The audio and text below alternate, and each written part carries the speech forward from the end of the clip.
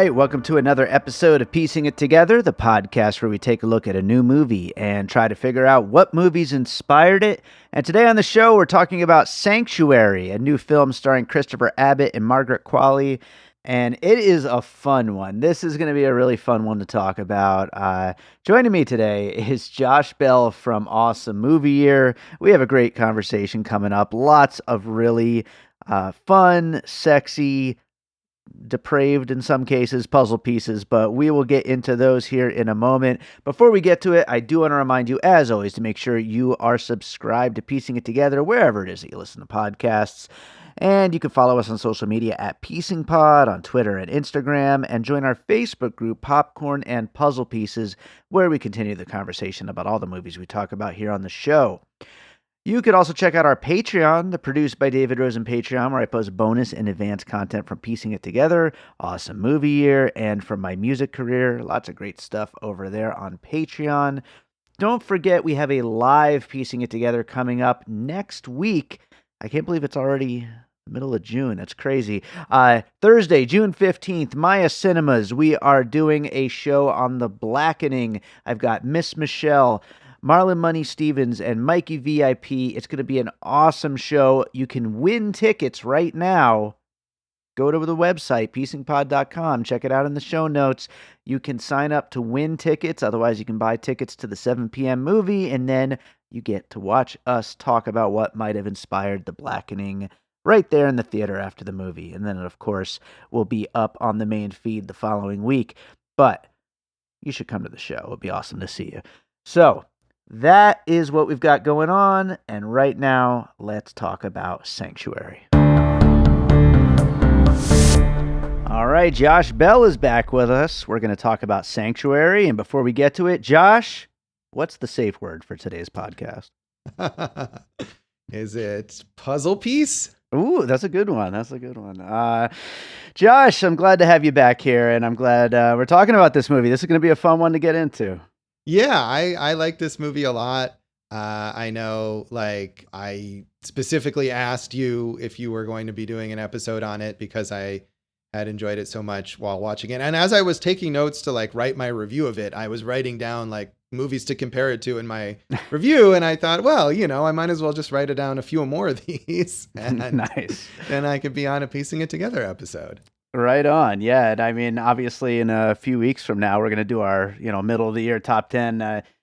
From what I've seen, I read most of your reviews, and I mean, this is, I think, one of your most glowing reviews of the year so far. So I'm assuming it's going to make an appearance when we get there. Yeah, it is. And I'm sure we'll talk about the overall assessment of the year when we do that. But this is definitely one of the few that I feel like could even be on my list at the end of the year because I thought this movie was fantastic. So have you seen anything else from this director, Zachary Wigon? I know he had done one other film. No, I haven't seen his other film or anything else from the writer either. I think Wigon, or however you pronounce his name, I think his first film he wrote and directed. Mm-hmm. But this film he didn't write. And that writer has done some other stuff, but I have not seen anything from either of them. But this was great. This was excellent work. I'd be curious to check out other stuff.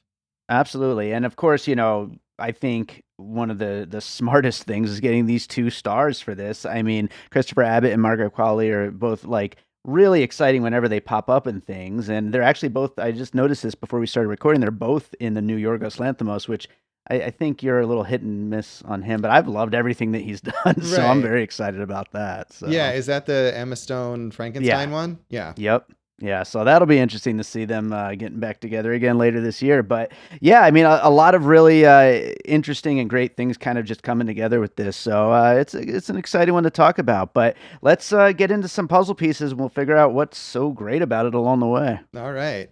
Well, speaking of Christopher Abbott, I'm going to start with a movie that I'm pretty sure I've mentioned at least once and maybe even more than once on this podcast, and is one of these smaller films that I feel like not a lot of people have heard of or appreciate, but that I constantly am trying to advocate for.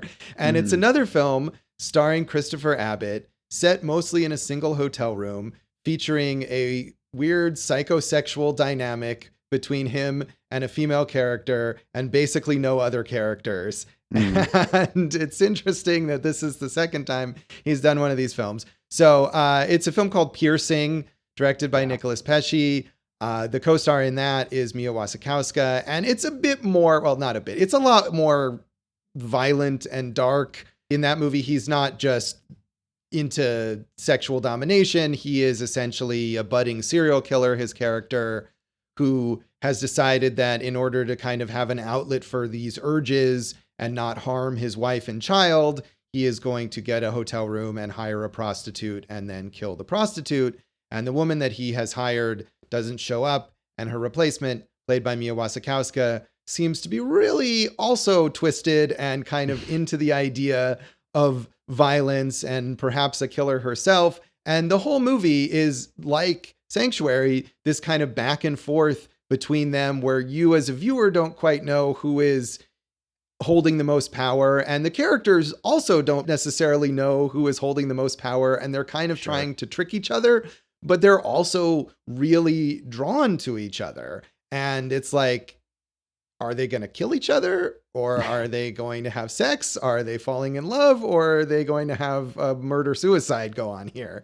Sure. And it's also, to me, that movie is, there's a lot of humor to it. There's great performances. Visually, it's very, very inventive, really colorful, this kind of deliberately artificial set design that recalls Giallo films, which it also quotes from a lot in the score. So a movie that, like I said, I constantly am advocating for. I think Pesce is a really underrated filmmaker, at least in this and his other film, The Eyes of My Mother, before he went and did a Grudge movie. But that's great. And if you like Sanctuary, I really think it's a movie that you would like. Yeah, every time you have brought it up, because you have brought it up a couple of times, I keep thinking to myself, like, I got to watch this movie.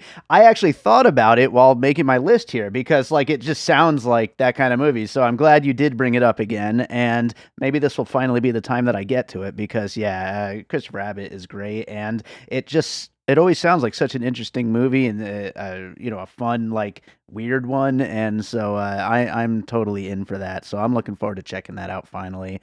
I will go for my first one with another movie about people who are maybe toxic for each other, but also kind of perfect for each other. Malcolm and Marie, a movie that is very love it or hate it. And of course, we're recording this just as Sam Levinson's new show, The Idol, just premiered on HBO. And obviously very love it or hate it. I think mostly hate. I don't know anybody that loves it. I would probably end up loving it, though, if I watched that. But anyway, Malcolm and Marie, though, another movie that is just two people in a room. They are at each other's throat the whole time. And it is a question of, like, where is this going to go? Are they just going to continuously berate each other? Are they going to fight? Are they going to have sex? Are they going to kill each other? Are they going to leave? Like, what exactly is going to go on with this? But really, we're just kind of getting this glimpse into the inner workings of this kind of toxic relationship, but a perfect one too, because it is who these people are. And with Sanctuary, we'll obviously be spoiling it along the way, because that's what we do here. But, where they end up it's kind of perfect for them. It's exactly where they belong. And whether or not that was architected by, Christopher Abbott's character Hal or Margaret Qualley's character Rebecca, or a little combination of both, they really got each other into the perfect situation by the end.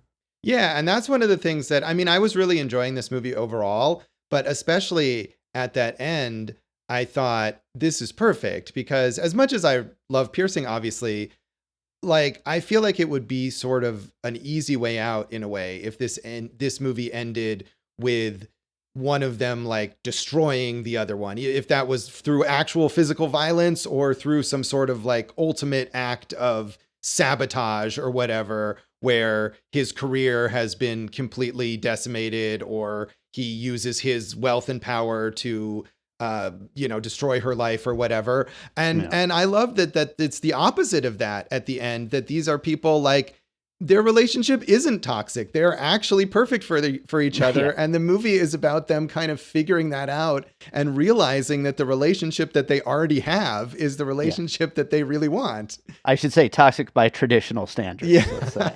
Yeah. So, no, absolutely. I agree. What do you have for your next piece? Well, I think really along the same lines is another movie where you watch and the whole time you kind of wonder, are these people toxic? Are they bad for each other? Are they going to destroy each other? And that once they finally figure out the the perfect balance for their relationship, you realize that all this fucked up stuff is exactly what they want. And that's Paul Thomas Anderson's Phantom Thread, which Sure. is another. I have a bunch of kind of BDSM related films on here, and ones that I think are ultimately positive, which I loved about this film. And that's another one too, where you as an outsider might think this is some real fucked up shit that these people are doing to each other, but they are exactly on the right wavelength for what each one of them needs. And it's another relationship where the man is very powerful, is very wealthy, and the woman seems to be potentially at a disadvantage from a class standpoint, but she understands his sexual and emotional needs better or more than anyone else ever could. And once they find that balance, you know that they're going to be incredibly happy together.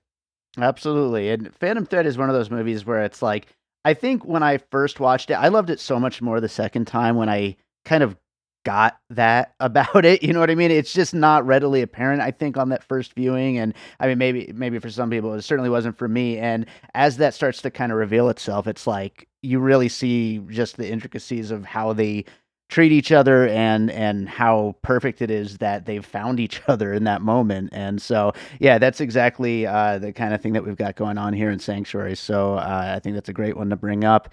I will go, even though we end up in kind of a happy place, I will go with Hustlers for my next puzzle piece, the J-Lo stripper thriller where sex workers start blackmailing men for making use of their services. And it's like, they're, doing this awful thing, but at the same time, it's kind of like, fuck these guys too, like who cares? They're gross, so whatever. And that's kind of where you're at in the middle of Sanctuary, where it's like, oh, she's going to start blackmailing him now after like he's been as vulnerable as he could possibly be in that situation. And he's just trying to like kind of close it out. But then, as we've been discussing here, it just all ends up kind of turning in on itself and ends up being a good thing ultimately for both of them. But for that moment there, you're kind of in that zone of like this sex worker is, using that vulnerability and just destroying their client. Right. And you have a tendency, I think, to root for that, just like in Hustlers, because it's like, here's this guy who's incredibly wealthy, incredibly powerful. And not only is he incredibly wealthy, but he didn't even work for that, right? It was his father who built this empire, and he's just going to inherit it or whatever. So he's doubly privileged here and is trying to use that point of leverage to exploit this woman who doesn't have that, who is presumably working class or struggling or whatever. So yeah, I think so. I definitely think there's a point along the way in the movie. And I don't think they ever make him into a truly reprehensible person here. But I think there's a point where it could definitely go in that direction. And you could think like the satisfying outcome is that, she totally like takes everything that he's got. And it's a good thing too, that they don't go in that direction, because like, it would be such like a easy move to do. Like there's such a shorthand for, these rich, powerful guys being, sleazebag pieces of shit. And it's like, you could do that, sure, but this takes a different route. Right. And I much prefer that. But I think that conventional route is also in Hustlers, which is a very good movie, it is satisfying. I mean, I don't think those people, like the clients that they steal from, they're not even really characters, right? In that movie. I mean, you don't learn about their emotional needs or anything like that. And none of the strippers don't try to find that out. They're not serving anything, right? They kind of knock them out before they even really give them any kind of pleasure or satisfaction to be. Yeah, sure. Yeah, those guys, they really get taken for. But what do you got for your next one? Right. Well, I mean, I guess I'll just stick with the BDSM theme, and I'll stick with this theme that, again, I feel like what is really great about this movie and about Phantom Thread, and I guess a couple others now that I'll mention, is taking these kinds of relationships, not only taking them seriously, but making sure to be empathetic about people who are in these kinds of relationships and how they work for the people that they work for, and, being emotionally honest about it. So my next pick is Peter Strickland's Duke of Burgundy, which is an extremely stylish film, of course, from Peter Strickland. And like all of his movies, is set in perhaps some sort of alternate dimension, it seems like. Yeah. And this is is a lesbian couple who are, again, in this kind of BDSM relationship that is possibly also sublimated through butterfly collecting of some kind. And so it's very strange, but it's also a movie where you go into it, and Strickland especially will drop you into a world where not only do you not quite understand the relationships, but even like what human beings do in this particular setting. But you gradually come to realize that this is a relationship where it works so perfectly for these people, and they each have their exact roles, and they are so satisfied by it. And it's a beautiful romance when you get down to the end of it. And it's also very visually inventive. And I think that's a good thing here in this film too, where it takes place essentially all in the same room, but Zachary Wigon finds a way to move the camera and, kind of show the sets and the characters that doesn't just feel static and confined. Sure, yeah, and in a way, like, this isn't a puzzle piece, but it reminded me a little bit of this year's Inside with Willem Dafoe, which is another movie that uses that one very small space and just really makes use of every corner of it, and like kind of makes you feel the entire apartment. But yeah, as for Duke of Burgundy, I haven't seen that. I did see In Fabric, Peter Strickland's one of his other films, and didn't really understand what the hell is going on. I love In Fabric. Yeah, so I don't know what I would feel like with Duke of Burgundy, but I'm sure it's good and weird. Yeah, so. I mean, all of his films I feel like he's just gotten weirder and weirder which is good for him. I'm all for it. Absolutely. I will go, you know what? I'll stick with the strippers for my next puzzle piece. I'm going to go with Zola. Another sex stripper thriller, but for a different reason with this one. The reason why is the score specifically. Both movies share a very almost fairy tale like score, which I think kind of clues you into where this is all headed, that this is almost in a way like a princess story where this girl is, getting into this situation in kind of weird ways and weird terms, but then by the end of it is going to end up on top and is going to end up with everything she could have ever dreamed out of this relationship.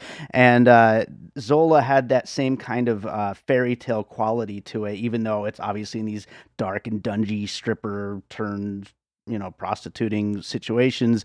The music kind of helped sell that in creating that vibe.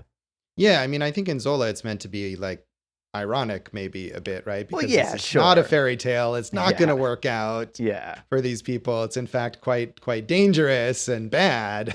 Sure. Yeah, I mean, it's like makes sense. A fucked up version, but what do you have for your next one? All right. Well, I mean, I guess I feel like I'm getting through the same theme, but there's a lot of these films that I think are really good and really interesting. So another BDSM romance that probably the more well-known than any of these others is Secretary, starring James Spader and Maggie Gyllenhaal, which I feel like was maybe one of the first movies where people or mainstream film audiences saw a relationship like this portrayed in a positive way and portrayed as emotionally satisfying for two people who can't really get that out of anything else. I think that's another thing, is that, these are characters where if they left this relationship, these people in Sanctuary, they would not find this from someone else. The fiance that Rebecca breaks up with over the phone or whatever is not going to give her the satisfaction that she gets from the relationship that she has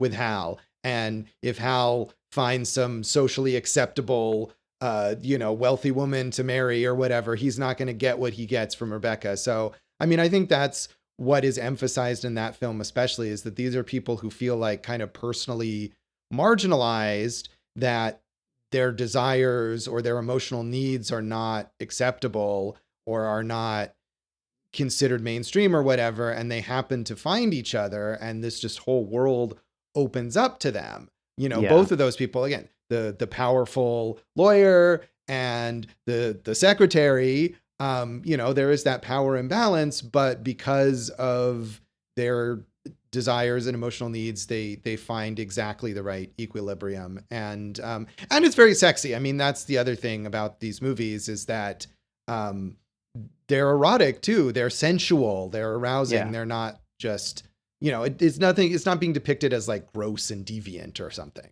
Sure, it's just what these people are into, and yeah, there's like a funny meme that's like, you don't, you're never born to, be into BDSM. You hear Nine Inch Nails Closer, and then it happens. But for some people of the same age group, it was Secretary probably that got them into it. Quite possibly, or to be able to see if these are feelings that you're having and you don't understand or are ashamed or whatever, to see a movie where it's not depicted as like the desires of a serial killer or whatever, which is, I think, a much more common thing. But it's healthy and good for people is helpful. Sure, absolutely. I was thinking of What Happened Was, the Tom Noonan film that we covered on Awesome Movie Year.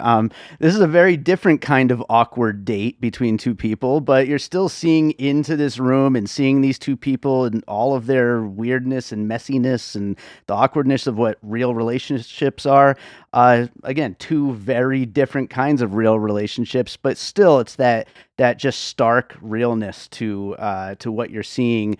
Reminded me a little bit of what's happening in What Happened Was. Yeah, it's interesting that we covered that on Awesome Movie Year at a time when I think it was kind of difficult for us to watch. Right. And since then it's had this like resurgence in interest and it's been restored and reissued, and it was on the Criterion Channel. And I think it got a big like Blu-ray release, and I was sort of mixed on it, I think, when we watched it for the podcast, but it has such a high level of appreciation now, which is cool. Yeah, absolutely. I think there was like a whole reissue and everything. Like that's really cool to see movies that were, hard to find start coming back. So that's great. What do you have for your next one? This is sort of the back to the darker side of things, but I did think of this especially as Hal is being chained up, and in a moment in the film where we really think that maybe something bad or violent is going to happen here. And I thought of Gerald's Game, the Stephen King adaptation with Carla Gugino, and that's a movie that it doesn't necessarily depict BDSM as evil, but it's something where it's part of this kind of coercive relationship that her husband, who is abusive, has sort of bullied her into doing something that she clearly doesn't want to do. And she's chained up to this bed, and her husband dies of a heart attack. And, the movie is largely her trying to work through her kind of past trauma as she figures out how to escape from this situation. So, I mean, I think it's a very sympathetic film to that character, and Carla Gugino is great. And it's one of those books where you read the book and you think there's no way they can make this a movie, and Mike Flanagan does a really good job of it. So it's a BDSM kind of as a starting point, but no less valid of an exploration of what can be present in a relationship like this if there isn't the right level of consent or communication. Sure. Yeah. That's definitely the dark end of where things could go. But yeah, no, interesting one. And I've actually never seen it. Like I've heard good things about it, but I've never actually seen it. So I'm gonna have to watch that one of these days. I will go with not a specific movie, but I was thinking of, so first of all, Christopher Abbott is great. And, I always love when he pops up in things, but in a lot of ways, this is Margaret Qualley's film. And I was thinking about Gina Rollins in John Cassavetes films and, A Woman Under the Influence, Opening Night, just these movies where she is just this larger than life, like presence that just kind of looms over the whole film, just overpowers everything else in it. And, really gives her a big, huge stage to just act and perform and take over the entire film. And that's kind of how I felt about Margaret Qualley here. I think she is just giving just such a powerhouse performance. And it's hard to imagine somebody walking out of this movie without being like, wow, I want to see more out of that. No, yeah, totally. She's amazing. And not that Christopher Abbott isn't good, because he is. And I think exactly. His character is meant to be a bit more reserved or whatever, and it would be easy as an actor to just get completely lost, and he doesn't. But she's fantastic in this film. She's just amazing to watch and mesmerizing, and again, it makes you believe that she could have this kind of power over this very wealthy, very powerful guy, even though she doesn't have any of those assets, but she has that personal magnetism that comes across immediately. Yeah. Well, what do you got next? So on a more vanilla level, but Mm. another movie about mainly just two people in a hotel room and their sexual dynamic is one that's fairly recent. So it's possible they didn't even, see it before coming up with this film. But it's Good Luck, Leo Grande, the Emma Thompson film that is much sweeter, much nicer than this, but is also about someone kind of discovering and embracing their sexual desires that they'd been kept hidden or in denial about or whatever, or just figured that they wouldn't be acceptable for society. And, in this case, she's this widow and her husband has died and she never really enjoyed their sex life. And she's giving herself the opportunity to go after what she wants by hiring this young male prostitute to spend time with her. And, she gets too emotionally invested in it and it gets a little intense for some of the moments, but for the most part, it is a really sweet movie about this woman finding confidence sexually and otherwise. And of course, a great performance from Emma Thompson. Oh yeah, she's great, and it's a great film. And I mean, it definitely shows another angle of where people's relationships can go, and is I think a great film. So definitely a good one to include here. As long as you're bringing up a recent movie that's maybe too recent for it to actually have been a piece, I'm going to do that too and go with Infinity Pool, another movie that we covered here on Piecing It Together. Another film from Neon that focuses on sexually depraved people, depending on who you ask, who are humiliating each other and themselves, and then with these brief, psychedelic, colorful interludes. So, you got a lot of the same things going on in both. True. That is true. Yeah. I feel like characters here end up in a better place. They very much do. Although, I don't know, those people seem to like where they end up in Infinity Pool, even though it's terrible, but they seem happy. I feel like those are that's the depiction of these undeservedly wealthy, powerful people where we end up wanting them to be destroyed, that we're trying to kind of steer away from a bit here in this film. Yes, absolutely. What do you got next? So my last piece is actually a movie that I think I probably included in our episode on Infinity Pool, but I will include it again. And that's Eyes Wide Shut, the Stanley Kubrick film. And I feel like that's a movie that is about someone who almost remains repressed the whole time, like goes on this journey of exploration of sexual deviance and is like, no, not going to do it. Not going to do it. Tom Cruise's character, who is very wealthy, although, as we talked about in Infinity Pool, part of the point is that he's so wealthy and yet he's still outside the echelon of the even more wealthy or whatever. Sure. Which one would imagine might be where Christopher Abbott's character is in this film, although it's hard to determine. Mental state, possibly, even though he's not really showing it. Right. But I mean, the amount of money that he has as the heir to this massive, hotel empire or whatever, as opposed to just a doctor as Tom Cruise's character. But I mean, he goes on this exploration. He's really eager to go down that rabbit hole, and he wants to go to this mysterious orgy or whatever. He wants to be able to participate. And when it comes down to it, he's threatened and all that stuff. But part of the reason is because the real deviants know that he's not really one of them. Yeah. And the movie ends with him going back to his wife. And it's like, we need to fuck, the two of us. So the great last line of that film. Yeah. But I think it's trying to explore some of those similar themes. Sure. Yeah, absolutely. A great one to include. And I mean, come on. I loved Infinity Pool earlier this year, as you know, and movies that are inspired by this kind of deviant, but kind of trying to hold themselves back from it kind of thing. I don't know. There's something about that I think Eyes Wide Shut kind of rubs off on in a really good way. So. Yeah. Yeah. I will then do my last piece, which we're talking about rich and powerful people. It's hard not to talk about a show that just ended called Succession.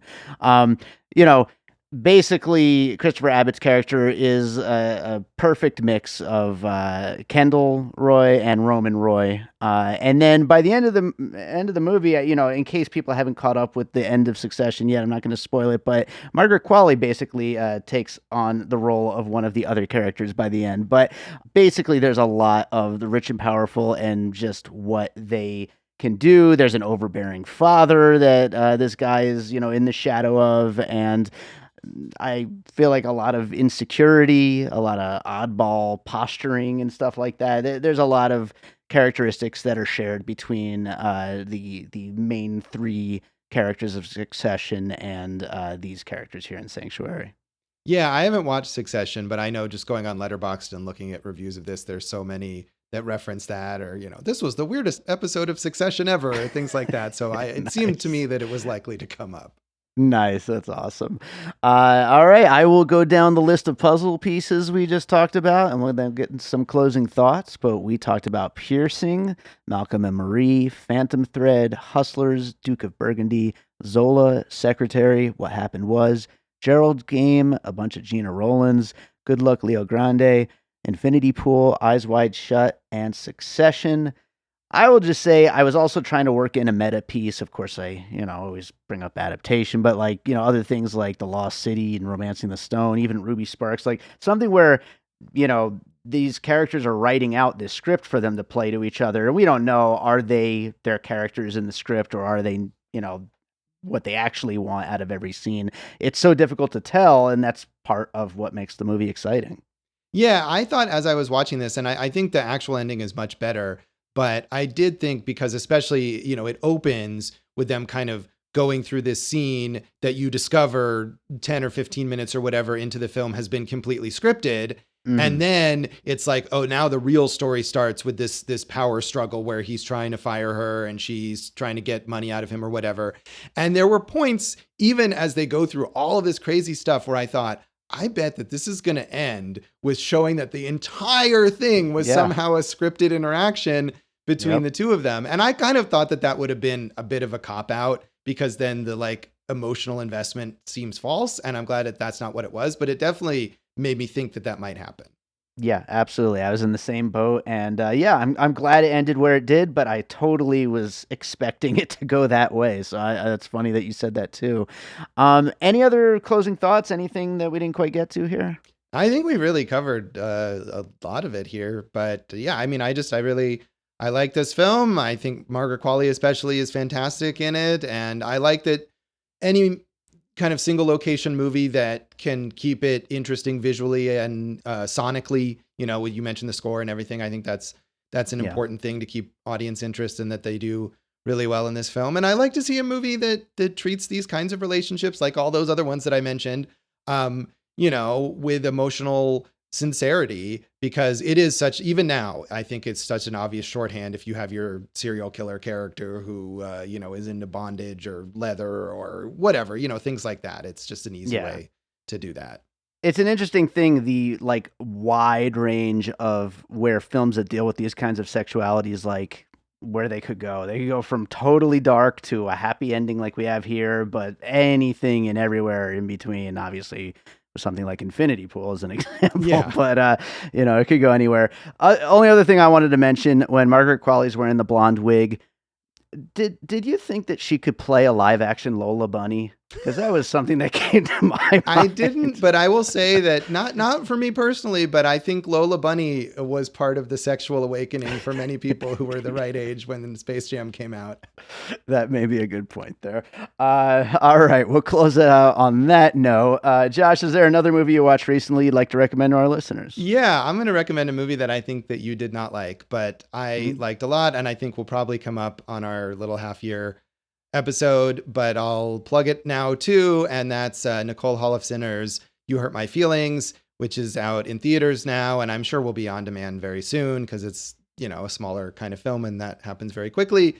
But I really like this film. I love Nicole Holofcener. I think she's brilliant. I think it's a shame that she doesn't make a movie more often than every 5 years or so.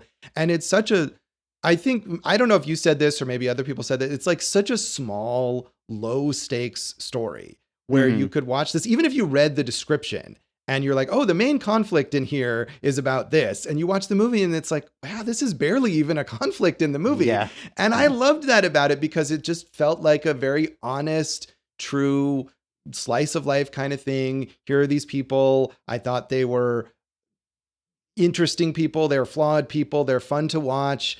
And it's incredibly well acted. Julia Louis-Dreyfus and Michaela Watkins, who is super underrated. So, yeah. I mean, certainly I think anyone who's into other Nicole Holofcener films, definitely will like this. But if you like those small scale indie dramedies that are just people hanging out, kind of navigating their relationships, it's another great example of that. And you should also watch all of Nicole Holofcener's films.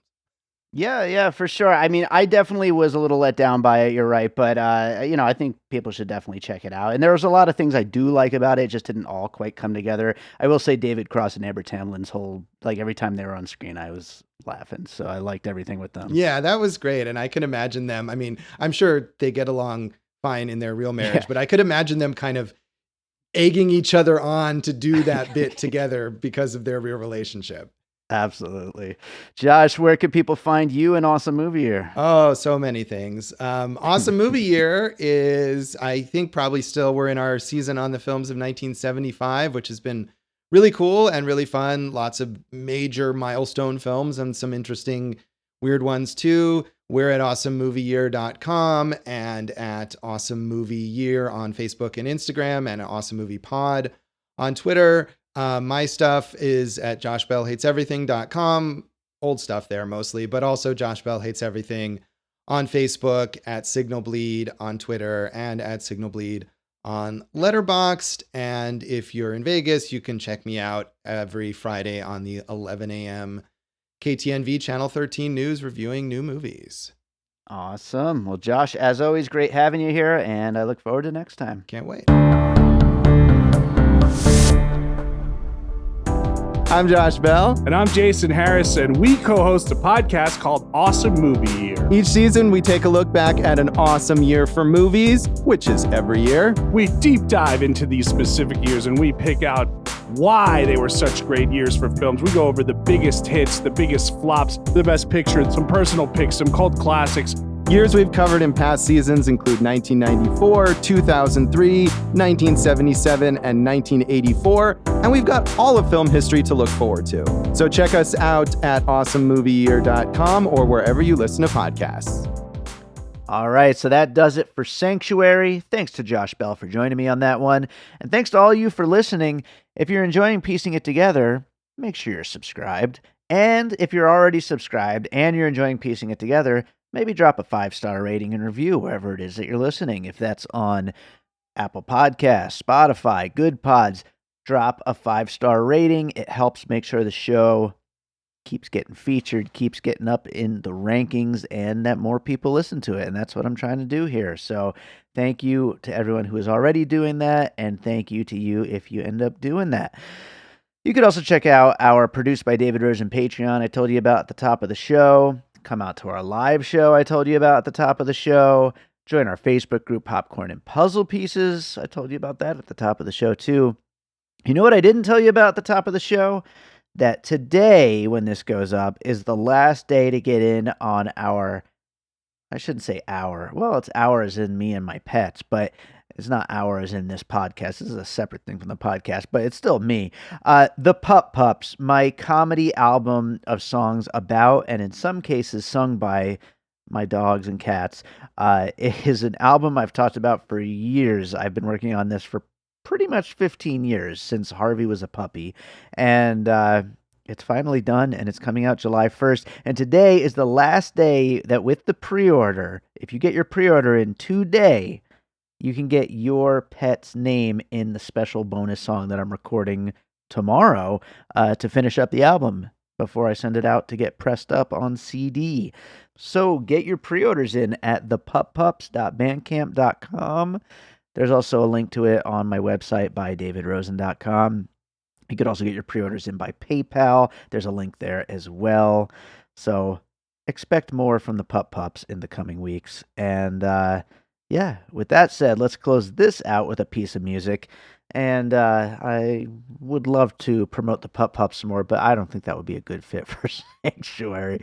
So let's go with something that sounds a little sexy, a little like it would fit a little better with this movie. How about that? This is a track called Moonlight, which is available really only as a library track, like in the various music libraries where companies license my music. Although one of those companies actually put this song on Spotify. I still don't really understand the legalities of that. I mean, I do get paid royalties when it gets played, but like, I never said I wanted my song on Spotify without me specifically putting it there. But you know what? They thought it would be a good fit, and guess what? It gets a lot of plays. So hopefully some of those people are going and checking out the rest of my albums. So this is Moonlight. Hope you enjoy it. We'll be back with more Piecing It Together real soon.